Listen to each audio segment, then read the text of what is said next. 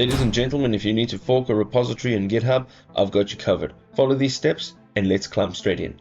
So to begin forking your repository in GitHub, we're going to go over to the left-hand side into this menu over here, and we are going down and we're going to look for Explore.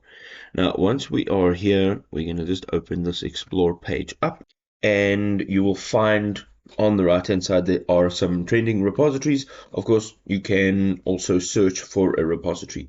I'm going to use this one as a sample. We're going to just open this up. Now, that's the username, and the item that I clicked on is the repository. Okay, so username, repository. So once we're here, we're going to go up to the top right-hand side. We're going to click on fork, and this will open. You can now give this a name. I'm going to just give it a number. I like to reference my goods with numbers. And here you are just going to click on create fork.